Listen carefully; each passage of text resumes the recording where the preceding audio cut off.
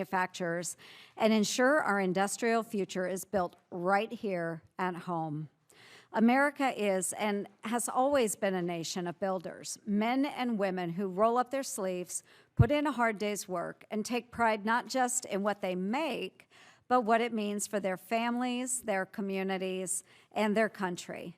That entrepreneurial spirit is in our DNA. For far too long, Washington looked the other way as factories and farms shut down and the jobs that once sustained many U.S. families were shipped overseas.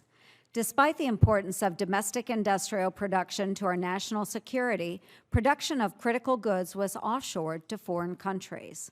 In doing so, we've made ourselves dependent on an international supply chain offering fast, mass-produced goods, mostly coming from China.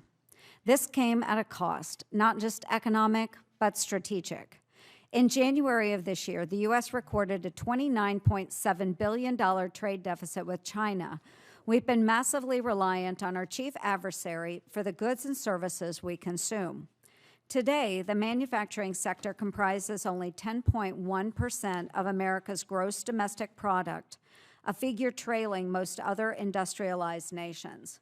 We've left ourselves economically beholden to the rest of the world and hollowed out our industrial core that once employed millions of Americans.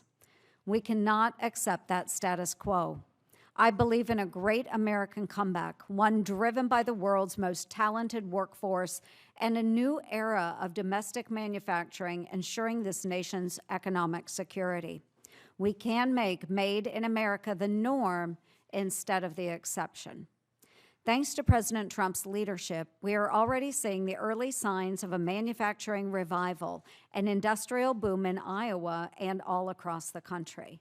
No group is more eager to lead this charge than small manufacturers, who make up 98% of all manufacturing firms in the United States. They are ready to build, ready to grow, and they want to do it here in the United States. But Washington needs to do its part. It's time Congress acts to ensure that the federal government does not stand in the way of small manufacturers. We must empower them by providing them the tools they need to generate new jobs, to rebuild and fortify American supply chain stability, and to reduce our reliance on other countries, including adversaries. However, breaking ground on new manufacturing facilities or upgrading existing ones is a major investment. In many cases, these projects require long-term financing options, which can be particularly difficult for small businesses to access. That is why I was proud to introduce the Made in America Manufacturing Finance Act, along with another member of this committee, Senator Coons. This bipartisan legislation would double the SBA-backed loan limit from $5 million to $10 million for small manufacturers.